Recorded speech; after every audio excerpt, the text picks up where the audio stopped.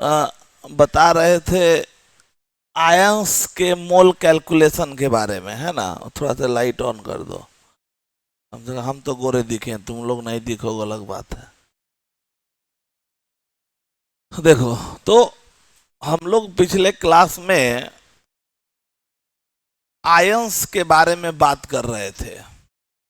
हमने कहा था कि आयंस के लिए आयंस का फॉर्मेशन होता कैसे है। तो आयन का फॉर्मेशन इलेक्ट्रॉन के लेने या छोड़ने से होता है। अगर कोई स्पीशीज इलेक्ट्रॉन लेता है तो उस पर निगेटिव चार्ज आएगा, और अगर वो स्पीशीज इलेक्ट्रॉन छोड़ता है तो उस पर पॉजिटिव चार्ज आएगा। इलेक्ट्रॉन के लेने और छोड़ने से उसके मास पे कोई भी इफेक्ट नहीं पड़ेगा। मास उसका जैसा है, मास उतना ही रह जाएगा। इतना बात हम लोग पिछले क्लास में डिस्कस किए थे। इस कारण से अगर मोनो एटॉमिक आयन है, अगर मोनो एटॉमिक आयन है, तो मोनो एटॉमिक आयन के लिए, मोनो एटॉमिक मतलब एक एटम वाला आयन, तो मोनो एटॉमिक आयन के लिए उसका आयनिक वेट जो है वो सिंपली क्या हो गया, उसके एटॉमिक मास के बराबर होगा। और अगर वो पॉली एटॉमिक आयन है तो उस केस में उसका ionic weight sum total of atomic mass के बराबर होगा, जस्ट लाइक मोलिकुलर मास। यही हमने बात किया था। रही बात फॉर्मूला की, तो जैसे फॉर्मूला वहां हम यूज कर रहे थे वैसे ही पहला formula, number of moles of ion अगर निकालना है, number of moles of ion, तो ये हमारा बराबर होगा वेट ऑफ आयन इन ग्राम, ग्राम, और बाई क्या हो जाएगा, बाई हो जाएगा आयनिक वेट, आयनिक वेट हो जाएगा, ये होगा। ठीक है, number of moles of ion, weight of ion in gram by ionic weight होगा। दूसरा अगर हम लोग यूज करेंगे second point, total number of ions, number of molecules निकालने के लिए क्या था, मोल इंटू एवोगाड्रो नंबर। वैसे ही ये बात, ये फॉर्मूला समझ आ रहा ना, mole weight by molecular weight, atom के लिए weight by atomic mass, molecule के लिए वेट बाई मोल के, एटम के लिए weight by atomic mass, molecule के लिए weight by molecular mass, ion के लिए weight by ionic mass, same रहेगा, सब कुछ वही है। यहाँ पे भी number of moles of ions के बाद टोटल नंबर ऑफ आयंस निकालना होगा, तो number of moles of ion into क्या हो जाएगा, इनटू एवोगाड्रो नंबर। क्लियर है। तीसरा बात, नंबर ऑफ ये मास ऑफ वन आयन, एक मास ऑफ वन आयन किसके बराबर होगा, तो ये होगा ionic weight by Avogadro number, ionic weight by क्या, Avogadro number, ionic weight by Avogadro number, ये हो जाएगा। हम बताए थे एक बात और, यहाँ पे एक बात और बता देते हैं। कौन सा, ये जो हम डिस्कस करते आए हैं क्या, ग्राम आयनिक मास, ग्राम आयोनिक मास या ग्राम आयनिक वेट, जीआईएम किसको बोलेंगे। तो यहाँ पे जीआईएम क्या हो गया, वेट, मतलब आयनिक वेट किस में लिखाएगा, आयनिक वेट इन ग्राम का मतलब क्या है, number of moles of ion कितना के बराबर होगा, 1 के बराबर होगा, यही ना होगा। ये बात सबको समझ आ रहा है। तो ये कुछ बातें हैं जो फॉर्मूलाज हैं जो हम ऑलरेडी जानते हैं। बस आयन है तो आयनिक वेट हो जाएगा, मॉलिक्यूल है तो मॉलिक्यूलर मास हो जाएगा, और एटम है तो एटॉमिक मास हो जाएगा, और सब कुछ जो है वो सेम रहने वाला है, कहीं से कोई इशू नहीं आएगा। सब कुछ सारे फॉर्मूलाज हम लोग वही यूज करेंगे। क्लियर है। तो थोड़ा सा इस बात को लिख लेंगे, इनसे रिलेटेड क्वेश्चंस की बात हम लोग फिर करेंगे। हो गया। तो सारे फॉर्मूलाज हमारे जो है वही यूज होंगे, सब कुछ वही है, कहीं से कोई हम एक्स्ट्रा वर्ड यूज नहीं कर रहे हैं। समझ में आ रहा है। बस एटम है तो एटॉमिक मास, मॉलिक्यूल है तो अब जनरलाइज याद रखना, एक ही टर्म है, एक ही फॉर्मूला है, बस अलग अलग जगहों पे थोड़ा थोड़ा स्लाइड चेंजिंग होता गया है, नाम हम अलग अलग यूज कर रहे हैं, सब कुछ सेम रहने वाला है। मतलब अगर इसके भी क्वेश्चंस को अगर तुम बनाने के लिए प्लान कर लेते हो, plan for mole calculation of ions, plan for mole calculation of ions, calculation of ions, तो इसके भी क्वेश्चंस वैसे ही बनने वाले हैं जैसे हम पहले पढ़ते आए हैं। वेट ऑफ आयन अगर हमको दिया हुआ है, आयन अगर ये गिवन है, गिवन इन अदर यूनिट, अगर ये अदर यूनिट में दिया हुआ है तो सबसे पहला काम होगा उसको ग्राम में, जैसे हम लिख दे रहे हैं, रिकॉल कर दे रहे हैं, वेट ऑफ आयन इन ग्राम लिख देंगे। वेट ऑफ आयन इन ग्राम हो गया। अब इसके आने के बाद यहां से हम क्या निकाल लेंगे, मोल, क्या निकाल लेंगे, तो number of moles of ion. तो मोल निकालने का क्या फॉर्मूला था, वेट दिया हुआ है बेटा, तो वेट से मोल निकालने के लिए क्या करेंगे, आयनिक वेट से, एटॉमिक मास एटम के लिए, मॉलिक्यूल के लिए, और आयन के लिए आयनिक मास, सब कुछ सेम वही सही, बस बोलने का तरीका अलग हो रहा है, निकालना तो हम जानते ही हैं। इसको भी क्या करेंगे, आयनिक वेट से डिवाइड कर देंगे तो हमारा हो जाएगा मोल आ जाएगा। मोल को टोटल एवोगैड्रो नंबर से गुना कर देंगे तो क्या आ जाएगा, टोटल नंबर ऑफ आयंस आ जाएगा। क्लियर है, ये आ गया।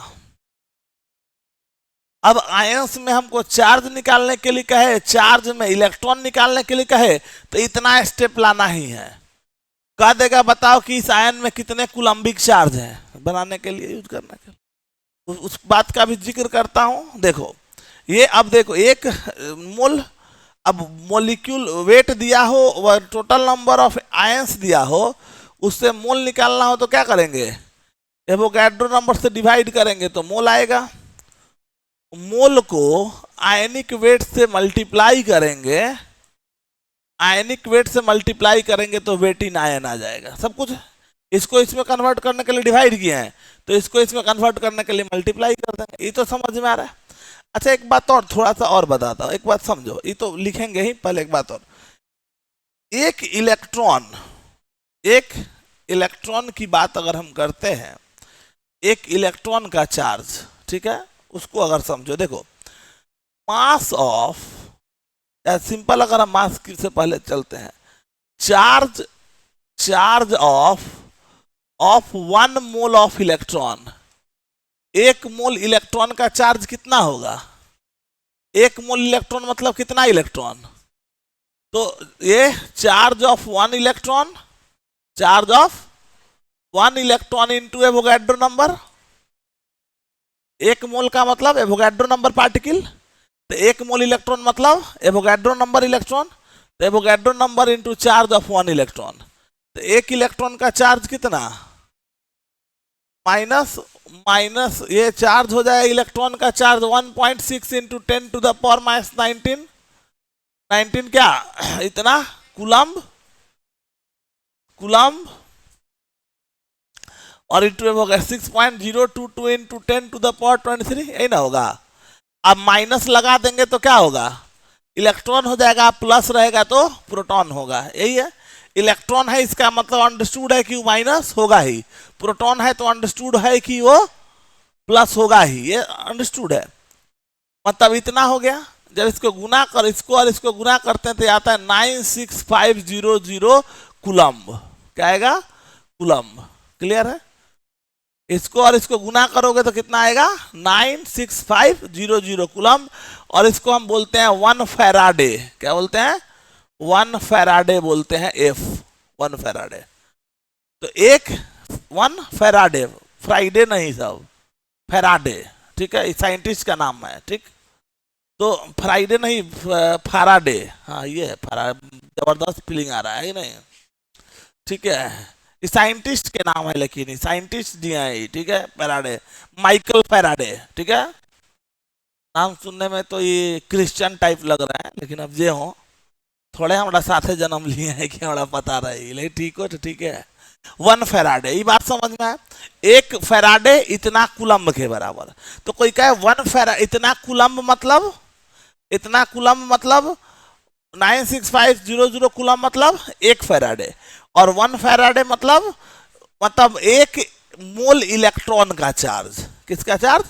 1 मोल इलेक्ट्रॉन का चार्ज मतलब 6.022 इंटू 10⁻23 इलेक्ट्रॉन का चार्ज 96500 कुलम्ब होता है। इतना बात याद रहेगा। कुलम्ब मतलब कभी क्वेश्चन में कह दे टोटल कुलम्बिक चार्ज निकालो, तो उस केस में हम लोग इस बात का यूज करने वाले हैं। मतलब 1 मोल इलेक्ट्रॉन का चार्ज हमेशा क्या होता है? 96500 कुलम्ब होता है। मतलब चार्ज यहां से हो गया, charge of 1 mole of electron is 1 Faraday और 96500 कुलम्ब। ये लाइन एकदम याद रखना है, कभी क्वेश्चंस आएगा तो हम क्वेश्चंस को यहां से बना सकते हैं कि टोटल कुलम्बिक चार्ज पूछा जाएगा, तो उस केस में हम इसका यूज कर सकते हैं। ठीक है, तो पहले इस बात को मेंशन कर लो, फिर उसको लिखते हैं, फिर आगे बढ़ते हैं। मान लो जैसे क्वेश्चन में कहेगा कि इतना ग्राम Zn+2, समझो क्वेश्चन का देगा इतना ग्राम Zn+2 के पास कितना कुलम्बिक चार्ज प्रेजेंट है बताओ। तो आयन दिया है, उससे टोटल नंबर ऑफ आयंस में आएंगे। अब एक आयन में कितना चार्ज वो निकाल लेंगे, एक चार्ज कितना कुलम्ब वो निकाल लेंगे, और फिर वहां से यूनिटरी मेथड से यूज करना होगा। ठीक है, बताते हैं, पहले उतारो इसको, फिर इसको अप्लाई करते हैं। ये हो गया, एक इसको भी लिख लेंगे, फिर क्वेश्चन पे आता हूँ। माइनस उतना कुलम्ब, प्लस नहीं लिखे, इलेक्ट्रॉन लिख रहे हैं मतलब माइनस ही है। प्रोटॉन लिखेंगे तो प्लस माइनस प्लस ही है। जैसे एक 1.6 उतना माइनस लिखेंगे तो माइनस उतना कुलम्ब हो जाएगा, माइनस उतना फैराडे। तो इलेक्ट्रॉन है तो माइनस में लिखेंगे, लास्ट आंसर लगा के -3 फैराडे, -5 फैराडे। प्रोटॉन रहेगा तो यहाँ पे माइनस लिख सकते हो, लो लिख दो ना, माइनस लिख सकते हो। 1 कुलम्ब जो होता है ना, ये इतना फैराडे जो होता है इसको बोलते हैं, ये जो है इतना coulomb is equal to 1 faraday बोलते हैं। यही अगर प्रोटॉन मान लो मास ऑफ ये चार्ज ऑफ 1 प्रोटॉन उतना प्लस हो जाएगा। निगेटिव चार्ज पॉजिटिव चार्ज जो आता है उसके अनुसार से बस हम लोग उस चीजों को एक्सप्लेन करते हैं। ठीक है, तो चार्ज का मैग्नीट्यूड जो होगा वो मैग्नीट्यूड 1 फैराडे मतलब 1 मोल चार्ज का मैग्नीट्यूड उतना होगा। चार्ज ऑफ 1 मोल चार्ज का अगर हम लेके चलेंगे तो 1 मोल चार्ज किसके बराबर? 1 फैराडे या 96500 कुलम्ब के बराबर होगा। अगर ये इलेक्ट्रॉन है तो माइनस लगेगा, प्रोटॉन है तो प्लस लगेगा। यही बात हम समझा रहे हैं, समझ में आया बात? चलो, calculate total number of ions present in a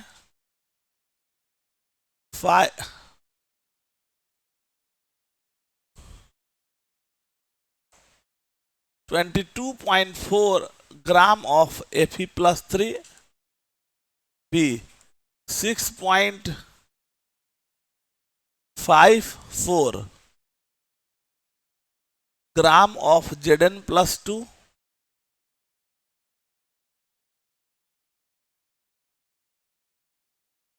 (6.2 gram of P-3),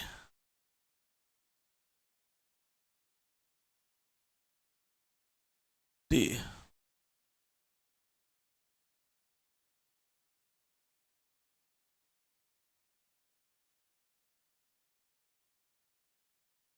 4 mole of NH4+. Calculate total number of calcium ion and chloride ion present in 222 gram of calcium chloride.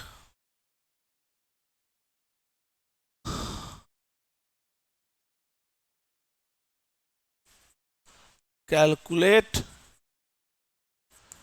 total number of electron, proton and neutron present in a gram of Fe+2, B 30 gram of carbonate ion, C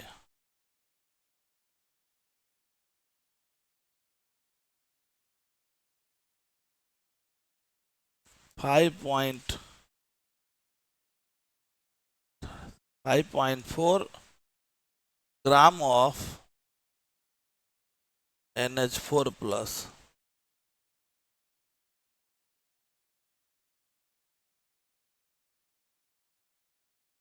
Calculate total Coulombic charge present in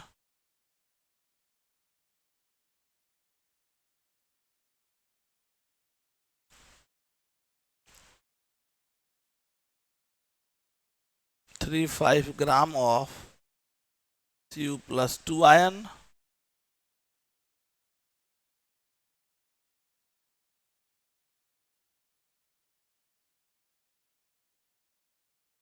gram of N-3 ion. Calculate total number of valence electron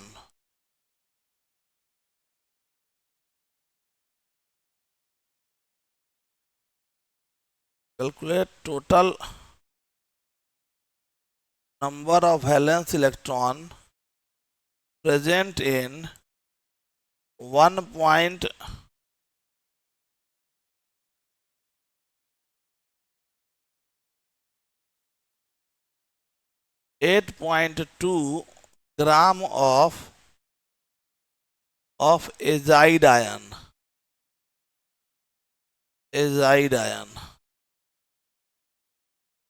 Total number of valence electron present in 8.2 gram of azide ion. ठीक है, इसको बोलते हैं azide ion.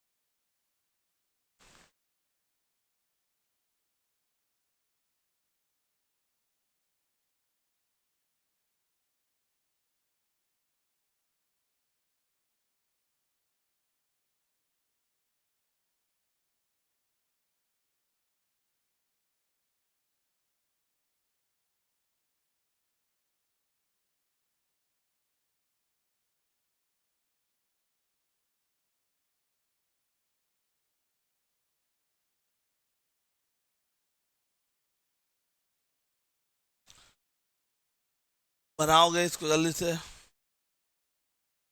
सब तरीका वही है, उसी तरह से बनेगा जो पहले बनाए हैं। ठीक है, करो बताता हूँ।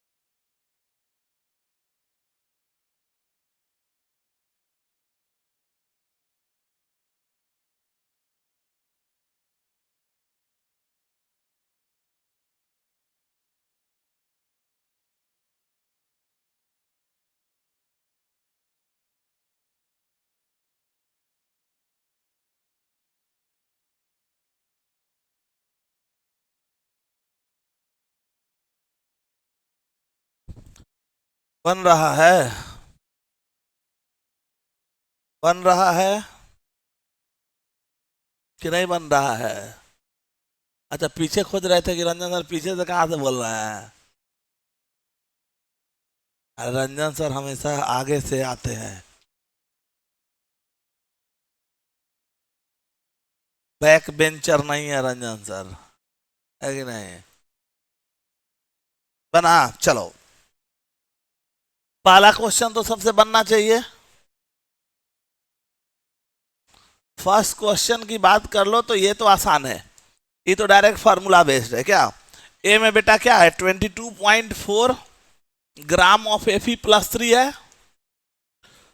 क्या निकालना है? Ions, total number of ions. Gram में दिया है तो सबसे पहला काम क्या होगा? मोल निकालेंगे। कैसे? आयनिक वेट से डिवाइड कर दिया जाए तो Fe+3 चार्ज से मास को कोई लेना देना, तो इसका एटॉम आयनिक मास कितना होगा? 56। तो 22.4/56 कट के कितना हो जाएगा? 0.4 मोल ऑफ Fe+3 आयन। मोल आ गया। मोल को क्या करेंगे? एवोगैड्रो नंबर से गुना कर देंगे। 0.4 इंटू 6.022 इंटू 10⁻23। क्या इतना? Fe+3 ion. ये हो गया। पहला क्वेश्चन क्लियर है सबको? चलो, सेम उसी तरह से बी में हमारा क्या है? 6.54 ग्राम ऑफ Zn+2 आयन। ग्राम दिया है तो आयनिक वेट से डिवाइड कर दिया जाए। 6.54/65.4 कितना? 0.1 मोल ऑफ Zn+2। अब मोल आ गया तो एवोगैड्रो नंबर से गुना कर देंगे। 0.16.022 इंटू 10⁻23। क्या इतना? Zn+2 ion. ये हो गया। तीसरा हो गया क्या? थर्ड, इसमें 6.2 ग्राम ऑफ P-3 आयन। तो भाई आयनिक वेट से डिवाइड करेंगे। अच्छा, इसका आयनिक वेट कितना होगा? फास्फोरस है, फास्फोरस का 31, तो 6.2/31 कितना हो गया? 0.2 मोल ऑफ P-3 आयन।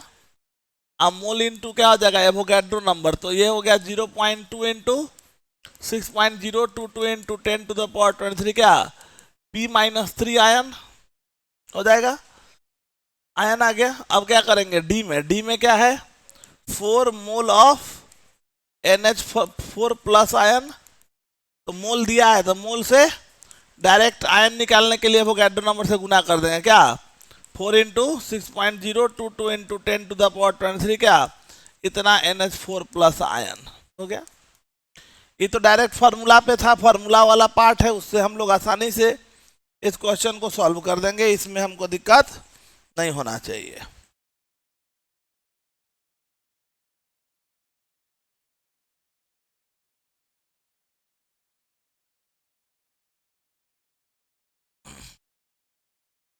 पहला क्वेश्चन क्लियर है सबको?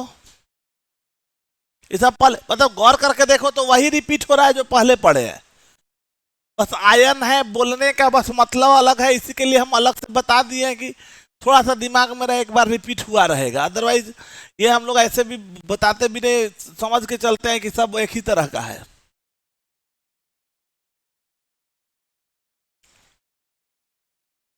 दूसरा क्वेश्चन देखो, सेकेंड क्वेश्चन में कहता है, ये फर्स्ट क्वेश्चन हो गया। सेकेंड क्वेश्चन देखो, सेकेंड क्वेश्चन में क्या कर रहा है, 222 ग्राम ऑफ क्या है, CaCl2 में हमसे पूछा जा रहा है कितना कैल्शियम और क्लोराइड आयन कितना है, ये ना पूछा जा रहा है। एक बात समझो, सबसे पहला काम हम क्या कर लेंगे, हम ये देख लेंगे कि कैल्शियम क्लोराइड टूटेगा तो क्या देगा, calcium ion plus chloride ion. तो 1 कैल्शियम क्लोराइड गिव्स क्या, गिव्स क्या, 2 कैल्शियम आयन एंड सॉरी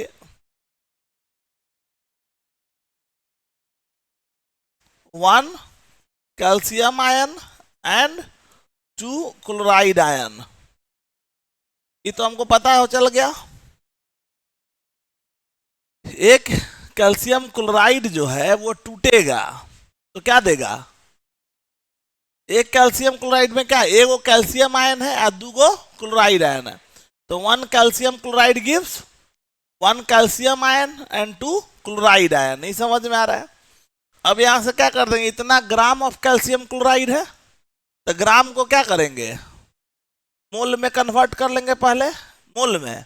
ये मोल में कन्वर्ट करने के लिए क्या करेंगे, मोलिकुलर वेट, ये मोलिक्यूल है तो किसे डिवाइड करेंगे, मोलिकुलर वेट से डिवाइड कर लेंगे। तो कितना था, 222 बाई 111, 40 और 71, 111 कट के कितना हो गया, 2 मोल ऑफ कैल्शियम क्लोराइड और मोल इंटू एवोगैड्रो नंबर, तो क्या हो जाएगा 2 इंटू 6.022 इंटू 10⁻23 क्या, कैल्शियम क्लोराइड। ये हो गया, इतना कैल्शियम क्लोराइड हो गया। समझ में आया बात, इतना कैल्शियम क्लोराइड। अब इतना कैल्शियम क्लोराइड दिया हुआ है, अब तुमको क्या पता है, मतलब इतना ग्राम में इतना कैल्शियम क्लोराइड है। अब क्या कहोगे, सिंस 1 कैल्शियम क्लोराइड कंटेंस क्या, कंटेंस 1 कैल्शियम आयन, इसलिए कितना हो जाएगा, ये 12.044 इंटू दूसरे गुना कर दो 23 कैल्शियम क्लोराइड आयन कंटेंस, एक में इतना था, इतना में कितना 12.044 इंटू 10⁻23 क्या, इतना कैल्शियम आयन हो गया। इन लिखोगे और फिर कहोगे कि 1 कैल्शियम क्लोराइड गिव्स गिव्स या कंटेंस कितना, 2 क्लोराइड आयन, 2 क्लोराइड आयन बेटा, इसलिए क्या कहोगे 12.044 into 10⁻23 calcium chloride gives 2 into 12.044 into 10⁻23 chloride ion. बनेगा, समझ में आया बात? तो ये क्वेश्चन सिंपल बन जाएगा।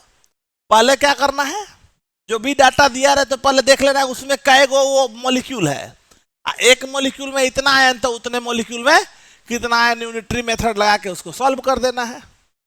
क्लियर है सबको? कर लेंगे।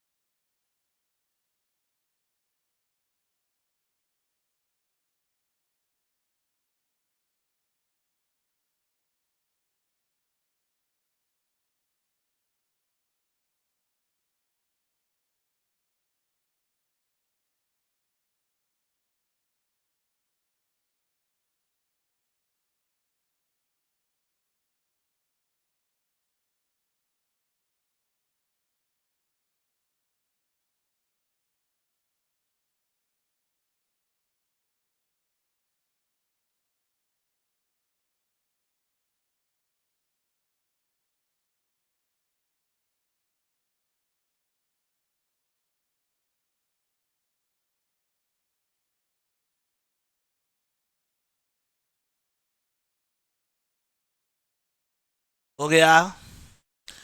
अगला क्वेश्चन क्या है, इलेक्ट्रॉन प्रोटॉन न्यूट्रॉन, तो ये बन जाएगा।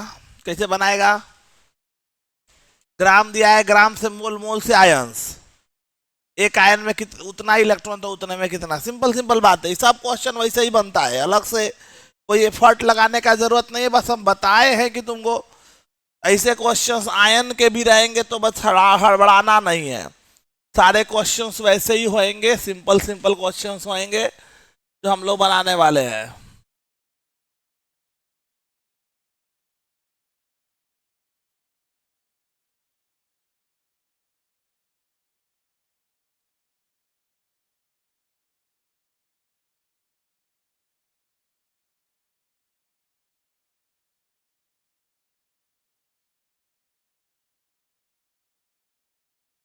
देखो इस क्वेश्चन को देखो, calculate total number of electron proton and neutron present in in ये क्वेश्चन में तीसरा क्वेश्चन है ना, ये थर्ड क्वेश्चन है, ठीक है। क्वेश्चन है 11 पॉइंट, ये थर्ड क्वेश्चन में ए 11.2 ग्राम ऑफ Fe+2 आयन में कितना इलेक्ट्रॉन, कितना प्रोटॉन, कितना न्यूट्रॉन है, तो क्या करेगा। ये अगर दिया रहेगा तो इसको कैसे सॉल्व करेगा, सो बताओ। तो सीधा सा है हमारा जो क्वेश्चन है, पहले तो तुमको क्या बताए, Fe+2 का कहानी देख लो। आयरन, आयरन का कहानी क्या है, 26 है और 56 है। इलेक्ट्रॉन कितना, 26, प्रोटॉन कितना, न्यूट्रॉन कितना, दिस माइनस दिस 30 था। अब यहां आ जाओ, चार्ज कैसे आता है बेटा, लूजिंग और गेनिंग ऑफ इलेक्ट्रॉन से। तो प्रोटॉन न्यूट्रॉन पे कोई इफेक्ट पड़ेगा, आए नहीं। तो प्रोटॉन और न्यूट्रॉन पे जब असर नहीं पड़ेगा, इसका मतलब है कि 26 प्रोटॉन रहेगा और 30 न्यूट्रॉन रहेगा, ये तो सेम रह गया। रही बात किसकी, इलेक्ट्रॉन की, यहां क्या है +2, मतलब पॉजिटिव चार्ज कब आएगा, जब इलेक्ट्रॉन निकलेगा। तो इसमें से क्या हुआ, 2 इलेक्ट्रॉन निकल चुका है, तो पहले से 26 था, 26 में से 2 को निकल गया बेटा, कितना इलेक्ट्रॉन, 24 इलेक्ट्रॉन। तो तुमको पहला बात समझ में आ गया क्या, एक Fe+2 के पास 24 इलेक्ट्रॉन, 26 प्रोटॉन और 30 न्यूट्रॉन होता है। ये तो फिक्स हो गया, ये तो समझ में आ गया। अब इसको अप्लाई करना है। चलो, तो हम सबसे पहला काम क्या करेंगे, ग्राम में आए तो क्या मोल निकालेंगे, कैसे, आयनिक वेट से डिवाइड करेंगे। 11.2 बाई 56 डिवाइड करा कितना होगा, 0.2 मोल ऑफ Fe+2 आयन। अब मोल को एवोगाड्रो नंबर से गुना कर देंगे तो क्या हो गया, 0.2 इंटू 6.022 इंटू 10⁻23, इतना क्या, Fe+2 आयन। ये आ गया हमारा क्या, टोटल आयंस आ गया, आया। अब क्या करेंगे, एक Fe+2 आयन में 24 इलेक्ट्रॉन, एक Fe+2 आयन में, तो इतना में इतना गुना 24, तो हम डायरेक्ट यहीं पे अब लिख देते हैं, इसको गुना कर देते हैं किससे, 24 से। तो कितना, 24 इंटू 0.2 इंटू 6.022 इंटू 10⁻23, इतना क्या, इतना इलेक्ट्रॉन, इतना इलेक्ट्रॉन। फिर 26 को प्रोटॉन है, तो 26 गुना 6.022 इंटू 10⁻23 क्या, इतना प्रोटॉन। और इसको गुना कर देते हैं किससे, 30 से। तो 30 से गुना कर देंगे तो 30 गुना 0.2 इंटू 6.022 इंटू 10⁻23 क्या, इतना न्यूट्रॉन। न्यूट्रॉन से गुना कर देंगे, ये ना होगा 0.2, 26 गुना 0.2 इंटू 6.022, यही ना है। अरे बात समझा कि नहीं सब, क्या किया, पहले इतना ग्राम में कितना आयन है बेटा वो निकाल लो, और फिर यूनिटरी मेथड, चूंकि एक में 24 तो इतना में इतना गुना 24 इलेक्ट्रॉन, एक में 26 प्रोटॉन तो उतना में उतना इंटू 26 प्रोटॉन, एक में 30 न्यूट्रॉन तो उतना में उतना इंटू 30 न्यूट्रॉन। बात हो गया, समझ में आ गया बात। चलो सेम उसी तरह से हम जाएंगे बी में, क्या है 30 ग्राम ऑफ क्या कार्बोनेट आयन है, CO3 - 2 आयन। तो पहले एक कार्बोनेट आयन में व्यवस्था कर लो। कार्बोनेट आयन में क्या होगा, और तो सब सेम बन जाएगा ना, और तो फिर बन ही ना जाएगा। पहले कार्बोनेट आयन का व्यवस्था करो।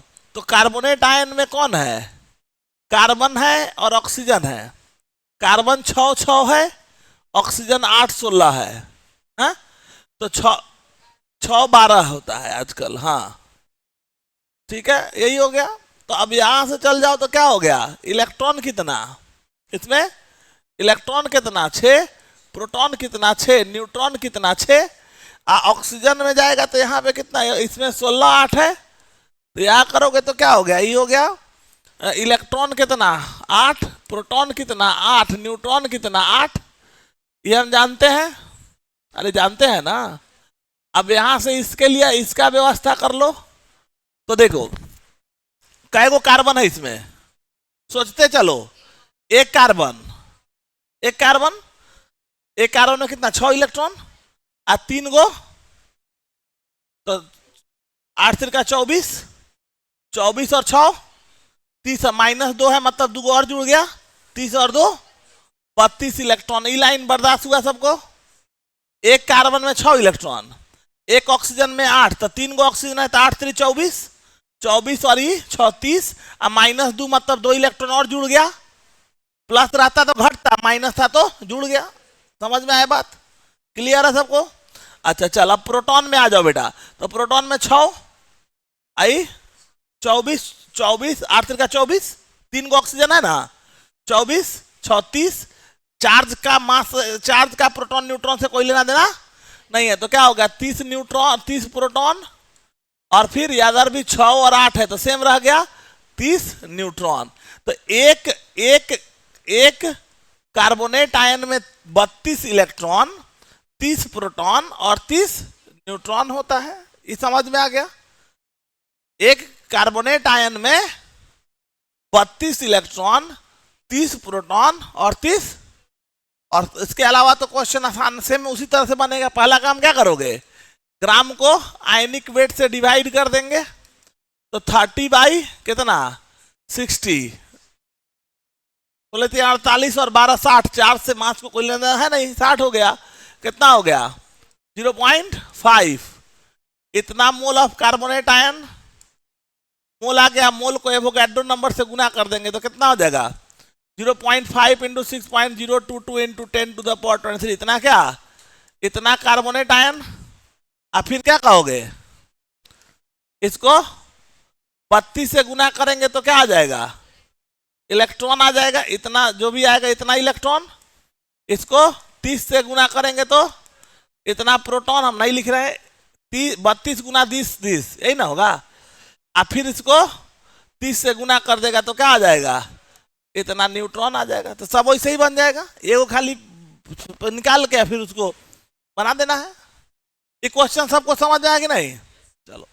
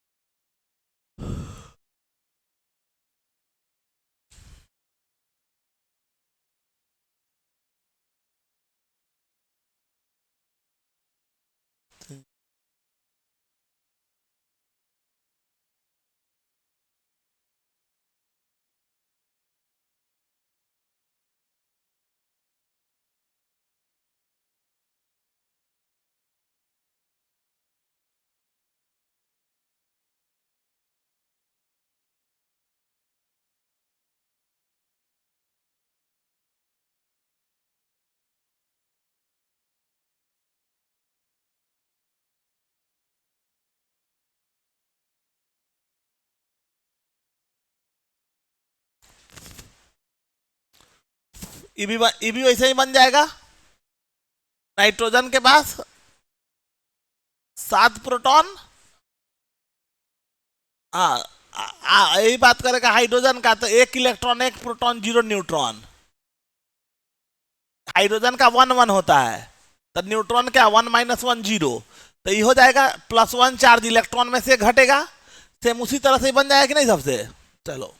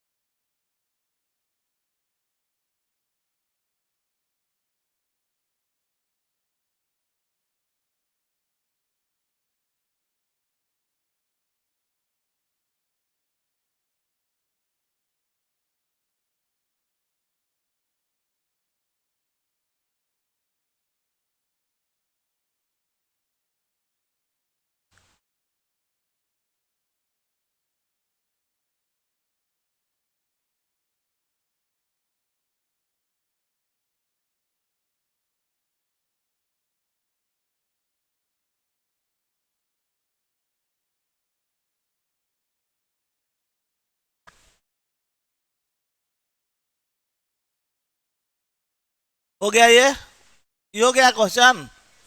सेकेंड क्वेश्चन क्लियर है, ये खुद से बना लेगा सब। चलो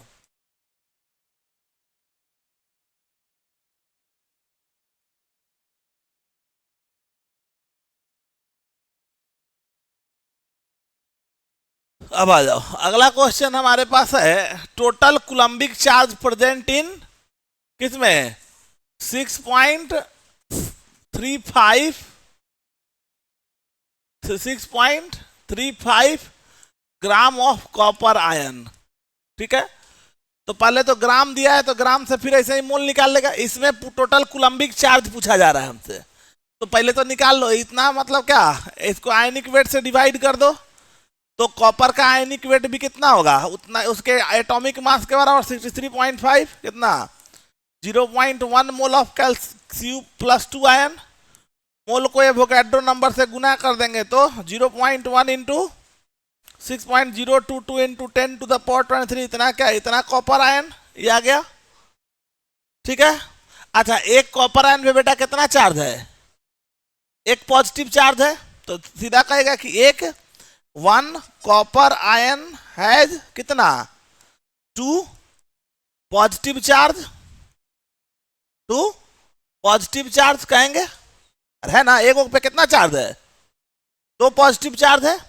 अच्छा दो पॉजिटिव चार्ज है, एक पॉजिटिव चार्ज 1 पॉजिटिव चार्ज कितना के बराबर, नहीं एक पॉजिटिव चार्ज है, तो पॉजिटिव चार्ज किसके बराबर, एक निगेटिव चार्ज -96500 कूलम के बराबर, और एक पॉजिटिव चार्ज +96500 कूलम के बराबर। समझ आ रहा है, तो कितना होगा, इतना 1, अरे यहाँ पे दोनों, अच्छा यहीं पे लिख देते हैं, चलो एंड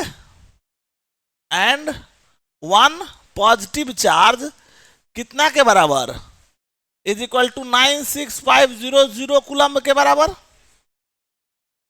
लिखेंगे। तो यहां से हम कह सकते हैं क्या, एक पॉजिटिव चार्ज इतना कूलम, तो हम क्या कर सकते हैं, इसको ये इतना कूलम के बराबर है, तो हम कैसे लिखेंगे, तो एक कॉपर आयन में 2 पॉजिटिव चार्ज, एक पॉजिटिव चार्ज इतना कूलम, तो 2 पॉजिटिव चार्ज इतना इंटू इतना कूलम, तो 1 Cu+2 आयन के पास कितना हो गया, has 2 into 96500 Coulombic charge. Coulombic charge, ये लाइन सबको समझ में आया।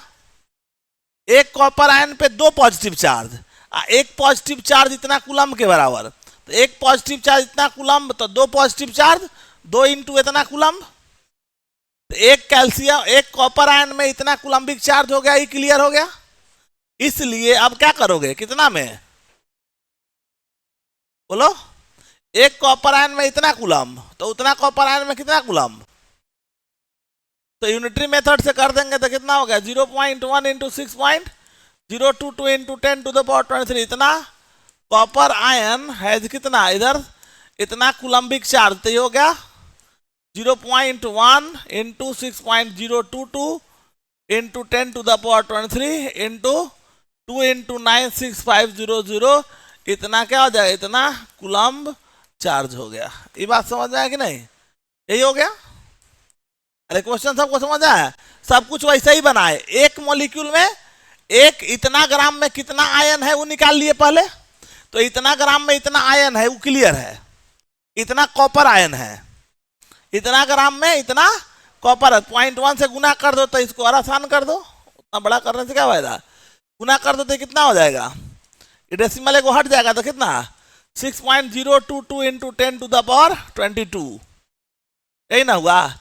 इतना कॉपर आयन है कितना था 2 इंटू 6.022 इंटू 10⁻22 इंटू 96500 क्या इतना कुलम्ब चार्ज। ये बात समझ आया कि नहीं सबको? ठीक उसी तरह से ये भी बन जाएगा, बनेगा। एक कुलम्ब इसमें हो गया, इसमें कहोगे तो क्या कहोगे, इसमें पहले ग्राम से मोल, मोल से आयन निकाल लोगे। एक नाइट्राइड आयन में 3 निगेटिव चार्ज, एक निगेटिव चार्ज -96500 कुलम्ब, तो 3 निगेटिव चार्ज 3 इंटू -96500 कुलम्ब, उतना कुलम्बिक चार्ज। एक नाइट्राइड आयन में 1 nitride ion is equal to 3 into 96500 coulomb, तो उतना नाइट्राइड आयन में कितना कुलम्ब, सिंपल कुलम्बिक चार्ज आ जाएगा। सबको बात समझ में आया कि नहीं? तरीका एक ही अपनाना है जो हमने बताया है, वो बस दिमाग में बैठाना है, पैटर्न एक ही बनाना है क्वेश्चंस को बनाने का। ठीक है, क्वेश्चन बनने हमारे आसान हो जाएंगे, हम सिस्टमेटिकली क्वेश्चंस को बना पाएंगे। क्लियर है? चलो डाल लो इसको में।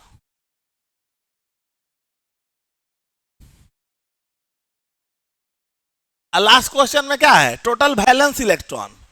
तो वैलेंस इलेक्ट्रॉन कैसे निकालेगा? पहले तो एजाइड आयन देखो, एजाइड आयन इसको बोलते हैं एजाइड आयन। सुनो पहले देख लो सब, नाइट्रोजन का वैलेंस इलेक्ट्रॉन, नाइट्रोजन का एटॉमिक नंबर 7, तो कितना हो जाएगा, ये पहला में 2 इलेक्ट्रॉन दूसरे में 5 इलेक्ट्रॉन, तो आउटर मोस्ट सेल ही ना हुआ बेटा, तो आउटर मोस्ट सेल को क्या बोलते हैं, वैलेंस सेल। तो इसमें कितना वैलेंस इलेक्ट्रॉन है 5, कै गो नाइट्रोजन है, 3 गो नाइट्रोजन है, क्या है, तो टोटल वैलेंस इलेक्ट्रॉन निकालो तो कितना हो जाएगा, तो कै गो 3 गो नाइट्रोजन है, 3 ही, और एक नाइट्रोजन के वैलेंस सेल में 5 इलेक्ट्रॉन। अच्छा इलेक्ट्रॉन आएगा या जाएगा कहाँ, आएगा या जाएगा किधर, आउटर मोस्ट सेल में। कोई भी इलेक्ट्रॉन आएगा या जाएगा किधर से, जो घर का दरवाजा होगा वही से ना लोग आएगा, कि धरती फाड़ के लोग आ जाए घर में, नहीं ना। जो रास्ता होगा आने का वो सबसे बाहर से ही घुसेगा, तो बाहर सबसे कौन रहता है, वैलेंस सेल। तो कोई भी इलेक्ट्रॉन आएगा वो किधर से, वैलेंस सेल से, जाएगा किधर से, वैलेंस सेल से। तो ये जो -1 है वो किधर आया है, वैलेंस सेल में ही आया है। तो 15 को तो अपना 5 है, 5 से 15, और -1 मतलब एगो आया, वो भी कहाँ आया, वैलेंस सेल में ही आया। तो प्लस क्या हो गया 1, मतलब कितना हो गया 16 इलेक्ट्रॉन। तो पहले बात ये कर लिए कि एक एजाइड आयन के अंदर, एक एजाइड आयन के अंदर 16 वैलेंस इलेक्ट्रॉन है। यहां से हमारे पास आ गया 1 एजाइड आयन कंटेंस कितना 16 वैलेंस इलेक्ट्रॉन, ये हो गया 1 azide ion contains 16 valence electron हो गया। अब फिर इसमें मास दिया, वेट से मोल, मोल से आयन निकाल लेंगे, ग्राम दिया है तो ग्राम से मोल, मोल से आयन, तो आयन आ गया, कितना एजाइड आयन आया वो आ गया। अब फिर कहेंगे एक एजाइड आयन में इतना वैलेंस इलेक्ट्रॉन, तो उतना एजाइड आयन में कितना वैलेंस इलेक्ट्रॉन, सिंपल, तरीका एक के है। गौर करके देखो, तरीका एक ही यूज कर रहे हैं, बस कॉन्सेप्ट को अप्लाई कर रहे हैं, बस अप्लाई कर लेंगे तो क्वेश्चन आसान हो जाएगा, क्वेश्चन बनने आसान हो जाएंगे। सबको बात समझ में आ रहा है? चलो।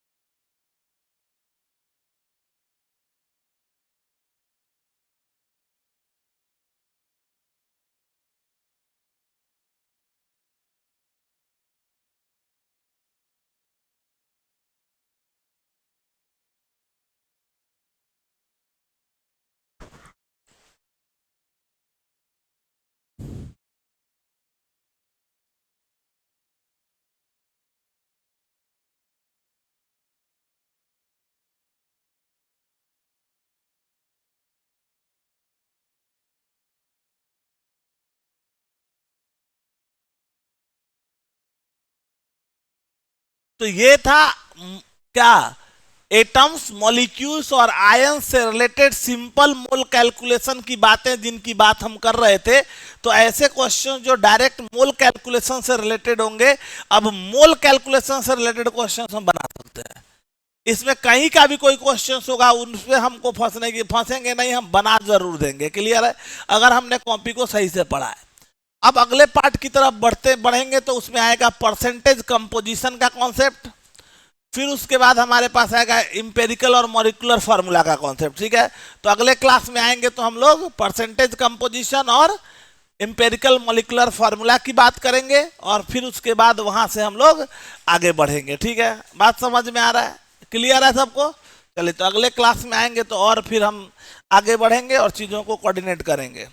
अभी जो लोग भी नए हैं, इस बात समझो, जो लोग नए हैं उनको अब यहाँ से आगे जो भी पढ़ रहे हैं, तुम बस मन में ये बैठा हुआ होगा कि हमारा नहीं बैकअप पूरा है, बस इतने हैं। इसके अलावा माइनस में भी 1% ऐसा नहीं होगा तुम्हारे मन में, तुम्हारा क्वेश्चन ऐसा नहीं होगा कि जो नहीं समझ में आएगा। सारी चीजें समझ में आ रही हैं, पीछे की चीजें अभी कुछ कुछ ऐसे एडवर्स कंडीशंस हो जा रहे हैं जो बड़ा मुश्किल हो जा रहा है। अभी हमारे परसों हमारी चाची जी का डेथ हो गया, तो सारे क्लासेस बंद थे, बस आज बस आ गए क्लास लेने, बस आ गए। ठीक है, तो स्थिति कभी ऐसी एडवर्स रहती है कि बड़ा मुश्किल है। उसमें दो ही ऑप्शन है, या तो क्लास हम छोड़े या क्लास ले। तो कोशिश हमारी यही रहती है क्लासेस हम लोग लें। तो अभी क्या है कि अभी जो भी क्लासेस होंगे, अभी जो चल रहे हैं क्लासेस एज इट इज, यहाँ से आगे हम लोग बढ़ रहे हैं। जो टॉपिक के बैकअप की भी बातें हैं, बैकअप को भी हम लोग बहुत जल्द कोऑर्डिनेट करके वो करा रहे हैं।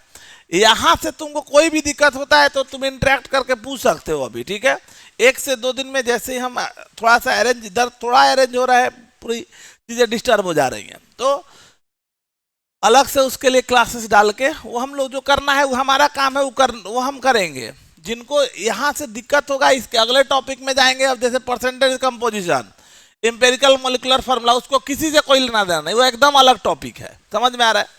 किसी टॉपिक से उसको कोई लेना देना नहीं है, तो वो आराम से समझ में आएगा, उसमें कोई दिक्कत नहीं है। तब तक पीछे से हम कोशिश कर रहे हैं, जैसे ही सब निकलता है कोऑर्डिनेट करके उसको बैकअप करके पूरा हम लोग करा लेंगे। ठीक है, क्लियर है सबको? कोई दिक्कत हो, कोई टॉपिक में समझने या कहीं परेशानी हो तो पूछ सकते हो आके। इतना है, पूछ लोगे उतना तत्काल हम समझा देंगे कि तुमको मन में ये चीज ना रहे कि नहीं समझ में। क्या बोल बेटा, बोलो। आज नहीं हो पाएगा, मैं तो बोल तो रहा हूँ। वही तो स्थिति वैसी थी कि कल भी मैं नहीं था, परसों भी मैं यहाँ पे नहीं था, परसों की घटना है फिर। और अभी जस्ट अभी भी जाऊंगा सर, घर से सारे लोग आए पड़े हैं, तो देखता हूँ। तो बैकअप क्या जो अनाउंसमेंट मैं करूंगा वो उसी तरह से करूंगा। और अभी भी है, कुछ करना भी है क्या?